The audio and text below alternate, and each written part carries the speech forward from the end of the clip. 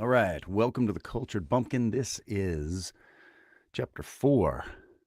This is chapter 4 of Sense and Sensibility by Jane Austen, and it is in Southern. Okay, so this is the Southern version. There's tons of good British versions out there. I thought I'd make a Southern one because I love Jane Austen. She's one of my favorites. So this I'm streaming onto my YouTube, and that's where you can find the whole thing and all the stuff. If you're on Instagram, you are most welcome, and you can find the recording over there on YouTube along with all the other stuff. So let's say hello to who's ever in here. Sean says howdy. Hello to you, Sean. There we go. Can you hear me okay? Last night you were having trouble. Got to get your hearing aid turned up. Okay. Sense and Sensibility, Chapter 4 in Southern. Chapter 4. What a pity it is for Eleanor, said Marianne, that Edward should have no taste for drawing. No taste for drawing, replied Eleanor. Why do you think so? He does not draw himself, indeed, but he has great pleasure in seeing the performance of other people, and I assure you he is by no means deficient in natural taste, though he has not had opportunities of improving it. Had he ever been in the way of learning, I think he would have drawn very well. He distrusts his own judgment in such matters so much that he's always willing to give his opinion on any picture, but he has an innate propriety and simplicity of taste which in general direct him perfectly right. Marianne was afraid of offending, and she said no more on the subject, but the kind approbation which Eleanor described as excited in him by the drawings of other people was very far from that rapturous delight which, in her opinion, could alone be called taste. Yet, though smiling within herself at the mistake, she honored her sister for that blind partiality to Edward which produced it. I hope, Marianne, continued Eleanor, you do not consider him as deficient in general taste. Indeed, I think I may say that you cannot, for your behavior to him is perfectly cordial, and if that were your opinion, I'm sure you could never be civil with him. Marianne hardly knew what to say. She would not wound the feelings of her sister on any account, and yet to say that she did not believe was impossible. At length she replied, Don't be offended, Eleanor. If my praise of him is not in everything equal to your senses of his merits, if my praise of him is not in everything equal to your sense of his merits, I have not had so many opportunities of estimating the minuter propensities of his mind, his inclinations and taste as you have. But I have the highest opinion in the world of his goodness and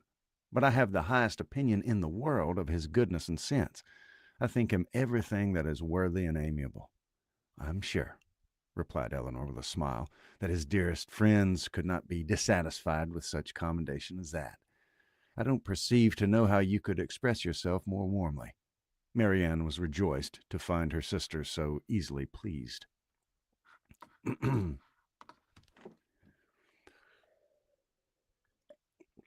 Quick break. Hello on Instagram there. Hope you're having a good night. We're recording old Sense and Sensibility, Chapter 4.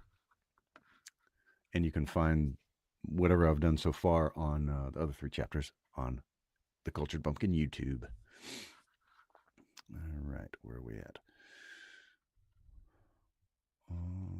Okay. Audacity, a lot of the time. I'm not using it tonight, but I will use Audacity a good bit, and that's as good as anything out there. It doesn't have to look good, just has to sound good. Of his sense and goodness, continued Eleanor, no one can, I think, be in doubt who has seen him often enough to engage him in unreserved conversation. The excellence of his understanding and his principles can be concealed only by that shyness which too often keeps him silent. You know enough of him to do justice to his solid worth, but of his minuter propensities, as you call them, you have from peculiar circumstances been kept more ignorant than myself. He and I have been at times thrown a good deal together. He and I have been at times thrown a good deal together, while you have been wholly engrossed on the most affectionate principle by my mother.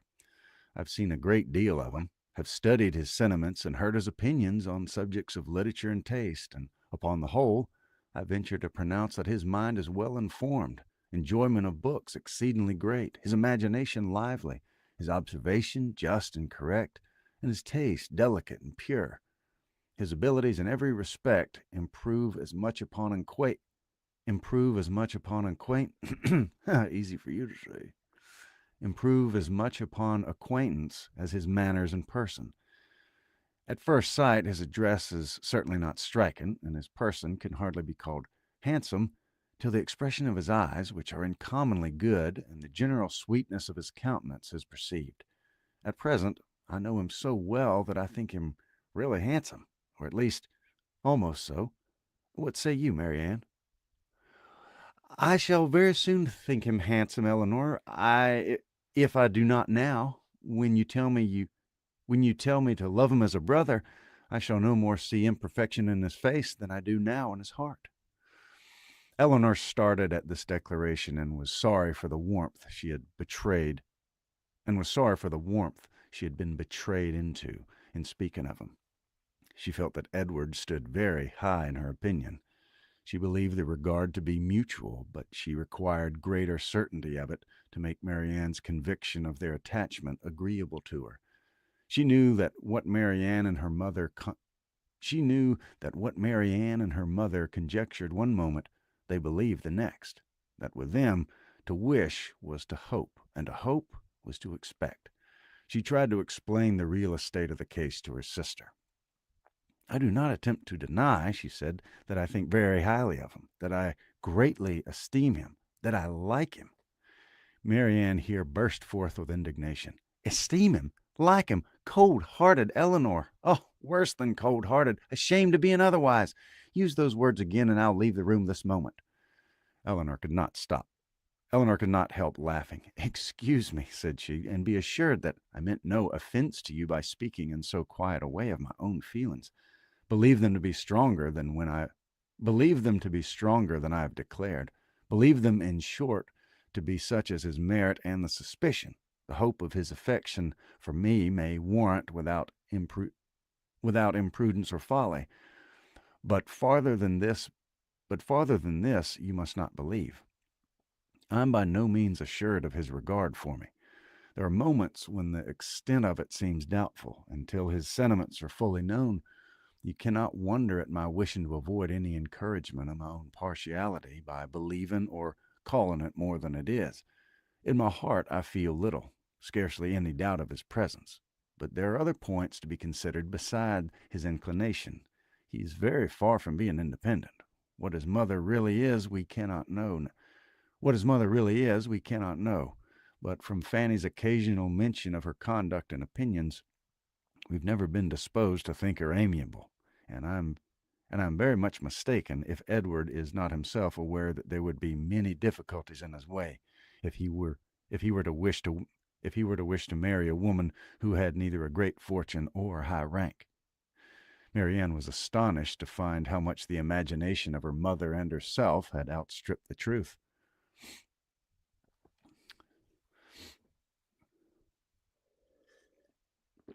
The voice of Rob. Hey, thank you, man. I appreciate that.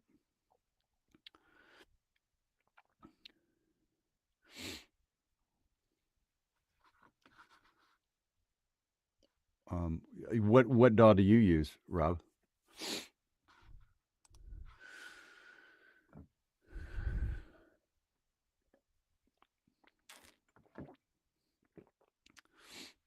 All right.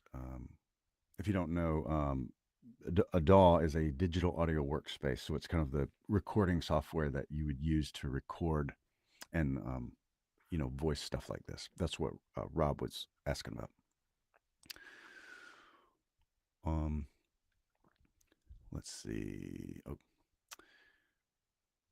Marianne was astonished to find how much the imagination of her mother and herself had outstripped the truth. And you really are not engaged to him, she said. Yet it certainly soon will happen. But two advantages will proceed from this delay. I shall not lose you so soon, and Edward will have greater opportunity of improving that natural taste for your favorite pursuit, which must be so indispensably necessary to your future felicity. Oh, if he should be so far stimulated by your genius as to learn to draw himself, how delightful it would be. Eleanor had no Eleanor had given her real opinion to her sister. She could not consider her partiality for Edward in so prosperous a state as Marianne had believed. There was at times a want of spirits about him, which, if it did not denote indifference, spoke something almost as unpromising. A doubt of her regard, supposing him to feel it, need not give him more than inquietude. It would not be likely to produce that dejection of mind which frequently attended him. A more reasonable cause might be found in the dependent situation which forbade a more reasonable cause might be found in the dependent situation which forbade the indulgence of his affection. She knew that his mother neither behaved to him so as to make his home comfortable at present, nor to give him any assurance that he might form a home for himself without strictly attending to her views for his aggrandizement. With such a knowledge as this, it was impossible for Eleanor to feel easy on the subject. She was far from dependent on that result of his preference of her, which her mother and sister still considered as certain. She was far from dependent on that result of his preference of her, which her mother and sister still considered as certain. Nay, the longer they were together, the more doubtful seemed the nature of his regard. And sometimes, for a few painful minutes, she believed it to be no more than friendship. But whatever might really be its limits, it was enough, when perceived by his sister, to make her uneasy, and at the time, which was still more common, to make her uncivil. She took the first opportunity of affronting her mother-in-law on the occasion, talking to her so expressively of her brother's great expectations, of Mr. Ferris's resolution of Mrs. Ferris's resolution that both her sons should marry well, and of the danger attending any young woman who attempted to draw him in, that Mrs. Dashwood could neither pretend to be unconscious nor endeavor to be calm. She gave her an answer which marked her contempt, and instantly left the room, resolving that whatever might be the inconvenience or expense of so sudden a removal, her beloved Eleanor should not be exposed another week to such insinuations. In this state of her spirits, a letter was delivered to her from the post, which contained a proposal particularly well timed. It was the offer of a small house on very easy terms, belonging to a relation of her own, a gentleman of consequence and property in Devonshire. The letter was from this gentleman himself, and written in the true spirit of friendly accommodation. He understood that she was in need of a dwelling, and though the house he now offered her was merely a cottage, he assured her that everything should be done to it which she might think necessary, if the situation pleased her. He earnestly pressed her, after giving the particulars of the house and garden, to come with her daughters to Barton Park, the place of his own residence, from whence she might judge herself whether Barton Cottage, for the houses were in the same parish, could by any alteration be made comfortable to her. He seemed really anxious to accommodate him, and the whole of his letter was written in so friendly a style as could not fail of giving pleasure to his cousin, more especially at the moment when she was suffering under the cold and unfeeling behavior of her nearer connections. She needed no time for deliberation or inquiry. Her resolution was formed as she read. The situation of Barton, in a county so far distant from Sussex as Devonshire, which but a few hours before would have been a sufficient objection to outweigh every possible advantage belonging to the guest, and to remove forever from that beloved place would be less painful than to inhabit or visit it while such a woman was its mistress. She instantly wrote Mr. John Middleton her acknowledgment of his kindness and her acceptance of his proposal, and then hastened to show both letters to her daughters, that she might be secure of their approbation before her answer was sent. Eleanor had always thought it would be more prudent for him to settle at some distance from Norland than immediately amongst their present acquaintance. On that head, therefore, it was not for her to oppose her mother's intentions of removing into Devonshire. The house, too, as described by Sir John, was on so simple a scale and the rent so uncommonly moderate as to leave her no right of objection on either point, and therefore, though it was not a plan which brought any charm to her fancy, though it was removal from though it was a removal from the vicinity of Norland beyond her wishes, she made no attempt to dissuade her mother from sending a letter of acquiescence. So that was chapter 4. And yeah, so I'm going to keep going over on YouTube. I'm going to do another chapter, but thank you very much for watching here on what do you call it? On the old Instagram. So if you want to, I'm going to keep going over on YouTube if you want to join me over there and check out all the other stuff. But anyway, have a great night. Thanks for watching. So we are going to, I just turned off, I had my little Instagram live going. Julie, that's so good to hear. I am glad to hear that. And hello, Jennifer. It's good to see you. Hadn't seen you in here in a while. Because I really just started back up. That's why. Great to see everybody. And if you're in watching this for the first time, I always take these, I edit them, and then put them back on the main page as an audiobook. And so, yeah. And if you're not subscribed, I hope you will subscribe because we have a lot of fun around here. And if you didn't mind hitting the like button, that helps me out a lot. Builds the audience, gets more Austenites in here. All right, going on to chapter 5.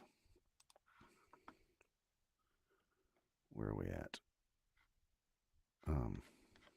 Yeah, okay, chapter 5. Chapter 5. No sooner was her answer dispatched than Mrs. Dashwood indulged herself in the pleasure of announcing to her son-in-law and his wife that she was provided with a house and should incommode them no longer than till everything were ready for her.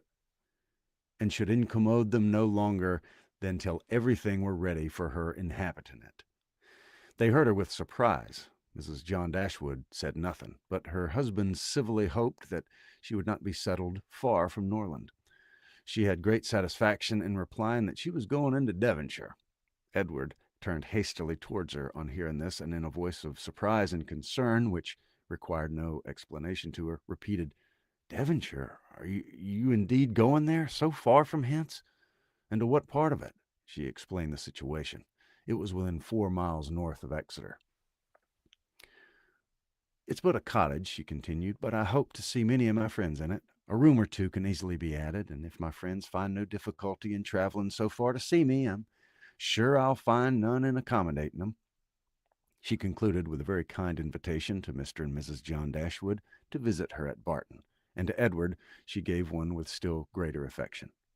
Though her late conversation with her daughter-in-law had made her resolve on remaining at Norland no longer than was unavoidable, it had not produced the smallest effect on her in that point to which it principally tended.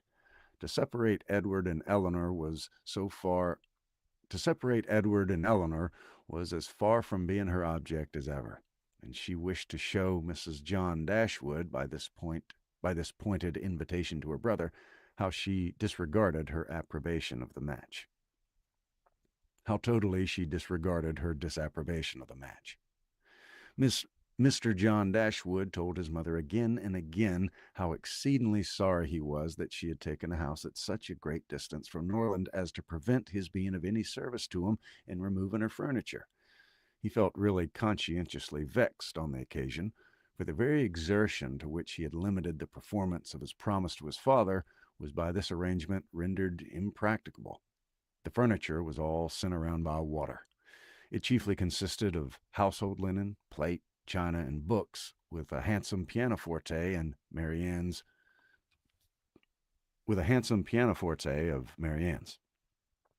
Mrs. John Dashwood saw the packages depart with a sigh. She could not help feeling it hard that as Mrs. Dashwood's income would be so trifling in comparison with her own, she should have any handsome article of furniture. Mrs. Dashwood is just the worst. I do not like her or her little wimpy husband. Okay. Uh, Mrs. Dashwood took the house for a 12-month.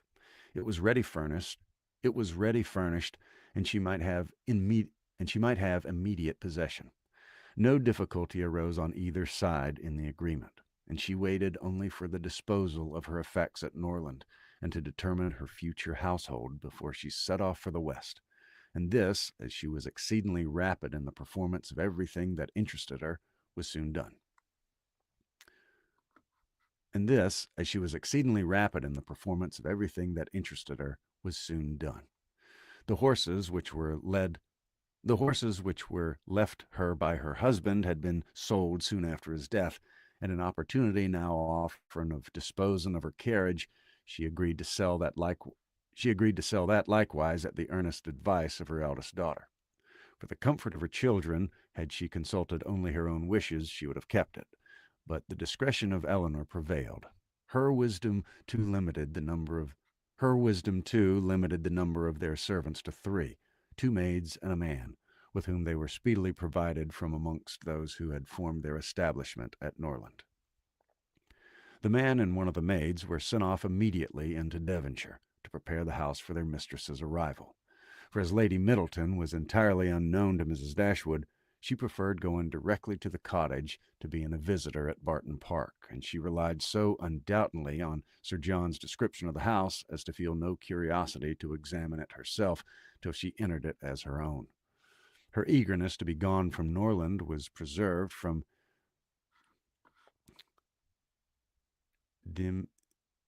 diminution. Her eagerness to be gone from Norland was preserved from diminution by the evident satisfaction of her daughter-in-law in the prospect of her removal, a satisfaction which was but feebly attempted to be concealed under a cold invitation to her to defer her departure. Now was the time when her son-in-law's promise to his father might with particular propriety be fulfilled. Since he had neglected to do it on first coming to the estate, their quitting his house might be looked on as the most suitable period for its accomplishment. But Mrs. Dashwood began shortly to give over every hope of the kind, and to be convinced, from the general drift of his discourse, that his assistance extended no farther than their maintenance for 6 months at Norland.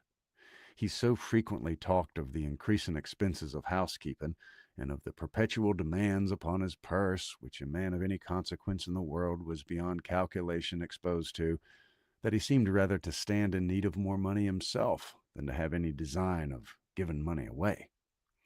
In a very few weeks from the day which brought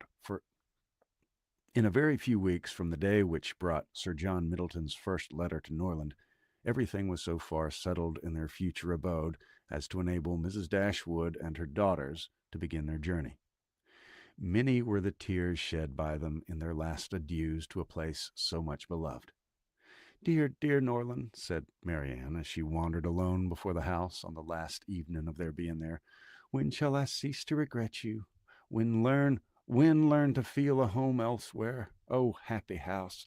Could you know what I suffer in now viewing you from this spot, from whence perhaps I may view you no more, and you, ye well-known trees, but you'll continue the same. No leaf will decay because we're removed, nor any branch become motionless, although we can observe you no longer. No, you will continue the same, unconscious of the pleasure or the regret you occasion, and insensible of any change in those who walk under your shade. But who will remain to enjoy you?" Oh, Marianne, she's such a drama queen.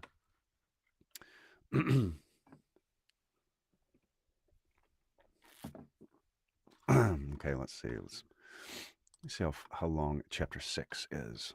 We're going to do chapter 6. Wait, did we just do that? 4, 5. No. Yeah, let's do chapter 6. It's not too terribly long. My voice is up frit.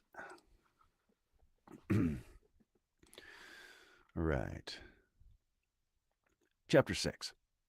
The first part of their journey was performed in too melancholy a disposition to be otherwise than tedious and unpleasant.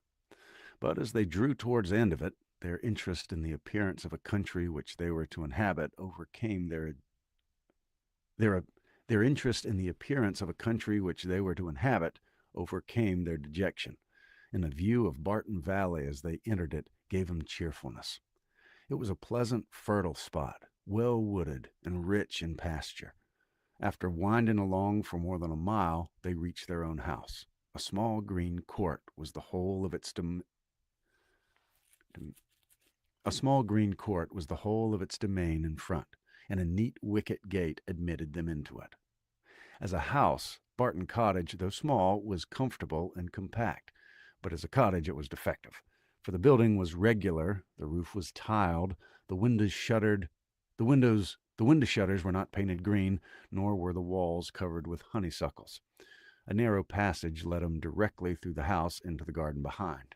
On each side of the entrance was a sitting room about 16 feet square, and beyond them were the offices and the chairs. 4 bedrooms and 2 garrets formed the rest of the house.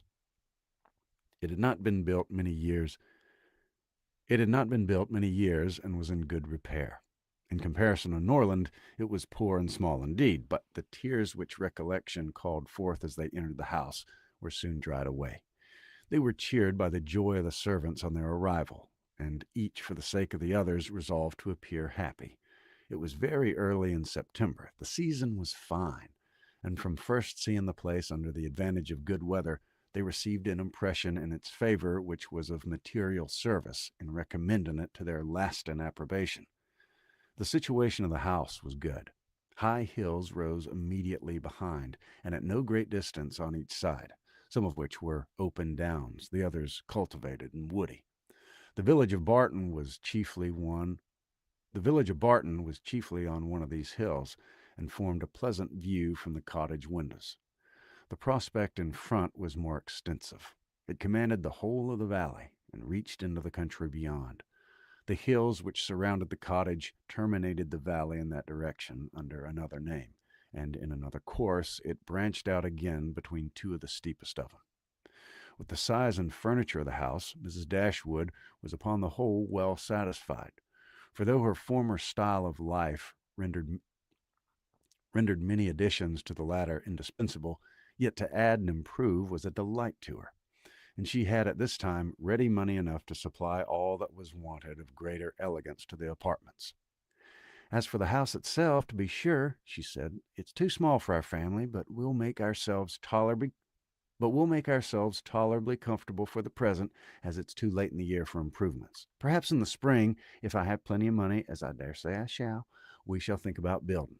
These parlors are both too small for such parties of our friends as I hope to see often collected here. These parlors are both too small for such parties of our friends as I hope to see often collected here, and I have some thoughts of throwing the passage into one of them with perhaps a part of the other, and so leave the remainder of that other for an entrance. This, with a new drawing room, which may be easily added, and a bedchamber and garret above, will make it a very snug little cottage.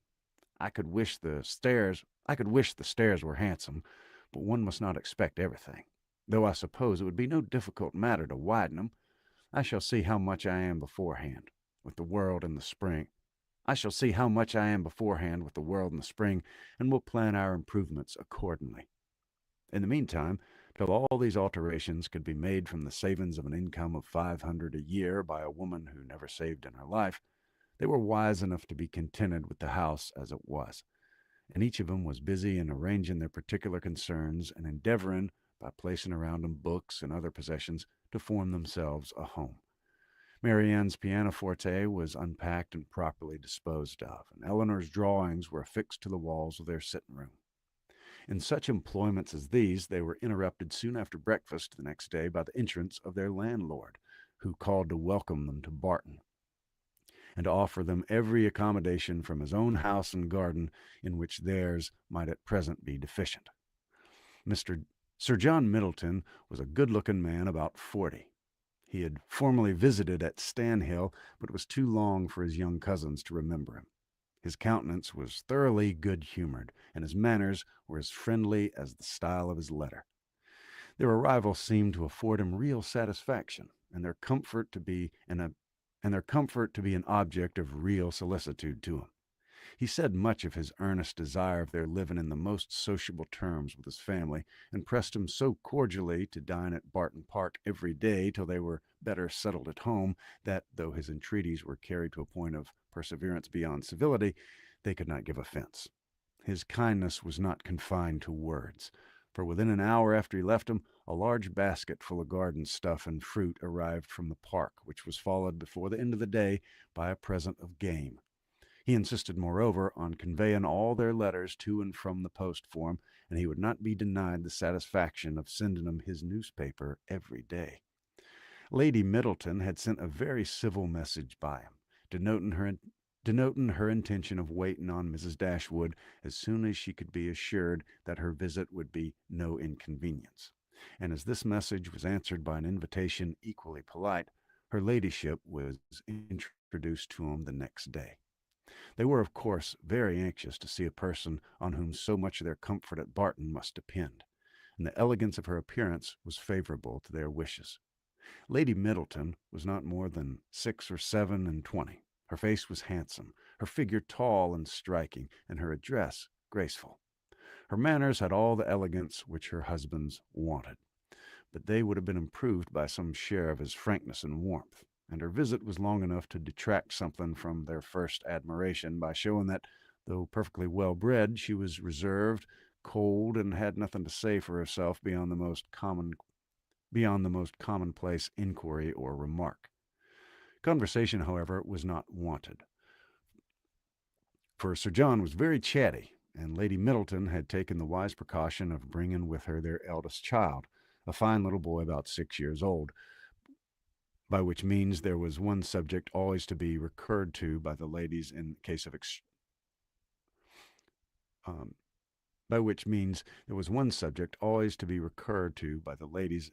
extremity, for which they could inquire his name and age, admire his beauty, and ask him questions which his mother answered for him, while he hung about her head and held while he hung about her and held down his head, to the great surprise of her ladyship, who wondered at his being so shy before company, as he could make noise enough at home. On every formal visit, a child ought to be of the party by way of provision for discourse. In the present case, it took up 10 minutes to determine whether the boy were most like his father or mother, and in what particular he resembled either, for of course everybody differed, and everybody was astonished at the opinions of the others. An opportunity was soon to be given to the Dashwoods of debating on the rest of the children, as Sir John would not leave the house without securing their promise of dining at the park the next day. So that was chapter 6. Yeah, I don't know. I hope that didn't mean 4x4. I hope that meant like a 16-foot wall and a 16-foot wall, because that could be, maybe they just have different terms back then. But that would be a tight little squeeze. Yeah, and that she did such a good job of describing that excruciating interaction with adults that I don't have much in common with, but okay, there's a kid, so we'll all talk about him, and that's just weird to me. I always try to sneak on out of there in those types of situations. So, that was chapters 4, 5, and 6 of Sense and Sensibility. And you know what? This next one's actually really short. These are much shorter than The Wind in the Willows. I want to go for it. I'm going to do chapter 7, and then we'll probably be done.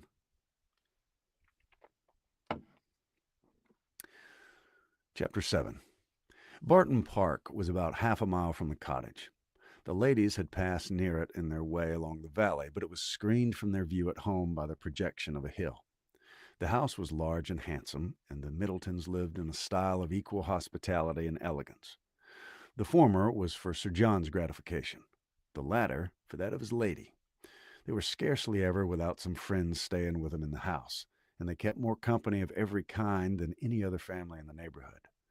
It was necessary to the happiness of both, for however dissimilar in temper and outward behavior, They strongly resembled each other in that total want of talent and taste which confined their employments, unconnected with such as society produced within a very narrow compass. Sir John was a sportsman, Lady Middleton a mother. He hunted and shot, and she humored her children, and these were their only resources. Lady Middleton had the advantage of being able to spoil her children all year round, while Sir John's independent employments were in existence only half the time. Continual engagements at home and abroad, however, supplied all the deficiencies of nature and education, supported the good spirits of Sir John, and gave exercise to the good breeding of his wife. Lady Middleton piqued herself upon the elegance of her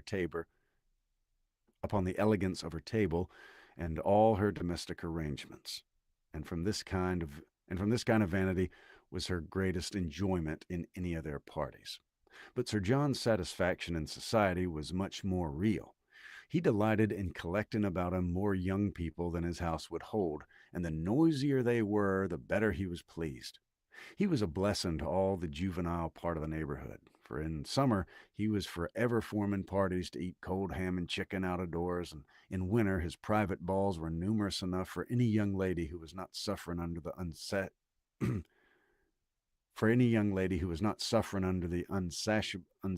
unsatiable, and in winter his private balls were numerous enough for any young lady who was not suffering under the unsatiable appetite of 15. The arrival of a new family in the country was always a matter of joy to him, and in every point of view he was charmed with the inhabitants how he procured for his cottage at Barton. And in every point of view he was charmed with the inhabitants he had dang it. And in every point of view he was charmed with the inhabitants he had now procured for his cottage at Barton. There we go. The Miss Dashwoods were young, pretty, and unaffected. It was enough to secure his good opinion, for to be unaffected was all that a pretty girl could want to make up her mind as captivating as her person. For to be unaffected was all that a pretty girl could want to make her mind as captivating as her person. The friendliness of his disposition made him happy and accommodating those whose situations might be considered in comparison with the past as unfortunate. In showing kindness to his cousins, therefore, he had the real satisfaction of a good heart, and in settling a family of females only in his cottage, he had all the satisfaction of a sportsman. For a sportsman, though he esteems only those of his sex who are sportsmen likewise, is not often desirous of encouraging their taste by admitting him to a residence within his own manor.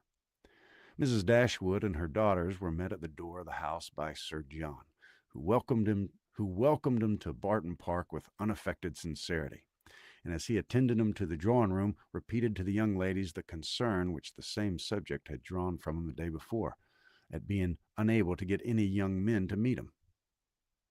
They would see, he said, only one gentleman there beside himself, a particular friend who was staying at the park, but who was neither very young nor very gay. He hoped they would all excuse the smallness of the party, and would assure them it should never happen so again. He had been to several families that morning in hopes of procuring some addition to their number, but it was moonlight and everybody was full of engagements. Luckily, Lady Middleton's mother had arrived at Barton within the last hour, and she was a very cheerful, agreeable woman, he hoped. And as she was a very cheerful, agreeable woman, he hoped the young ladies would not find it so very dull as they might imagine. The young ladies, as well as their mother, were perfectly satisfied with having two entire strangers of the party, and wished for no more. Mrs. Jennings, Lady Middleton's mother, was a good-natured, merry, fat, elderly woman who talked a great deal, seemed very happy, and rather vulgar. She was full of jokes and laughter, and before dinner was over, had said many witty things on the subject of lovers and husbands, hoped that they had not left their hearts behind them in Sussex, and pretended to see him blush whether they did or not. Marianne was vexed at it for her sister's sake, and turned her eyes toward Eleanor to see how she bore these attacks, with an earnestness which gave Eleanor far more pain than she could arise from such commonplace raillery as Mrs. Jennings.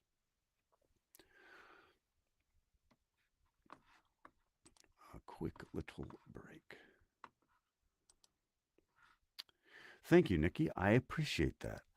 I really appreciate the compliment, and so glad to hear that. Colonel Brandon, the friend of Sir John, seemed no more adapted by resemblance of manner to be his friend than Lady Middleton was to be his wife, or Mrs. Jennings to be Lady Middleton's mother.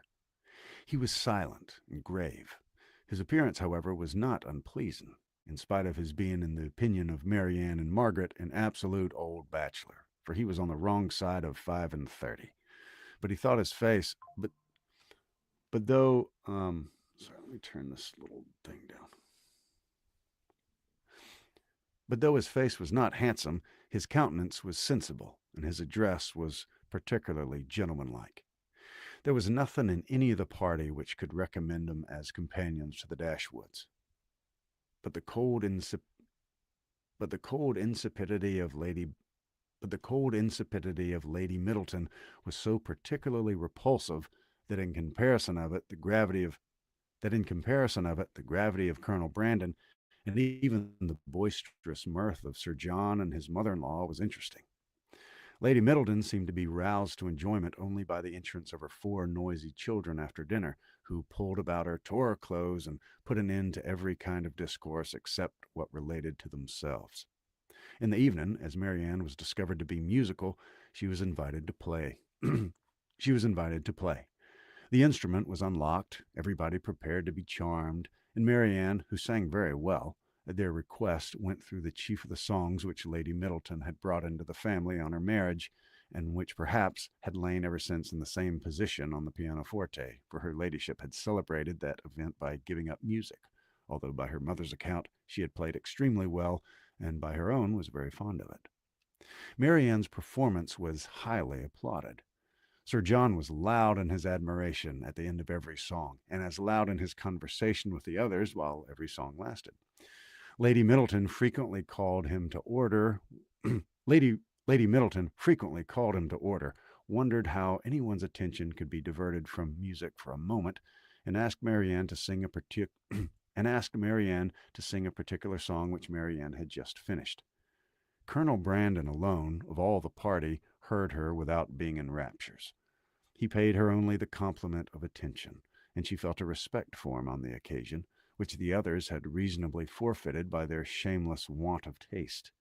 His pleasure in music, though, his pleasure in music, though it amounted not to that ecstatic delight which alone could sympathize with her own, was estimable when contrasted against the horrid insensibility of the others, and she was reasonable enough to allow that a man of 5 and 30 might well have outlived all acuteness of feeling and every exquisite power of enjoyment. She was perfectly disposed to make every allowance for the colonel's advanced state of life, which humanity required. That's funny. Sir John is ancient at 40. Colonel Brandon is also ancient at the back end of 5 and 30. So, you know, what does that make you? You know what I mean? That's pretty funny. Well, that was chapters 4, 5, and 6 of Sense and Sensibility. 6 down, 50 to go. Well, 44 to go. And we're already thinking of our next book. So, obviously, if you haven't checked it out, you ought to check out the first 3 chapters. When it's all done, we'll be putting it into a, what do you call it? Audiobook. And then we need to know what our next book's going to be. So let me know. Think about it if you need to, but let me know what you like. I'm thinking specifically Jane Austen. Which of Jane Austen's would we do next? But also, I'll add a morning reading or earlier in the afternoon to do other stuff. Because right now I'm still reading Connecticut Yankee and King Arthur's Court, and I'm going to try to finish Treasure Island as well. But if you have a favorite, let me know what it is. So I'm going to try for the next little bit while reading this book to do it at 9 p.m. Central every night, but probably Saturday. So definitely, if you're around, join in. So thank you very much for joining me. I always have fun reading and interacting with friends. And we'll see you tomorrow night.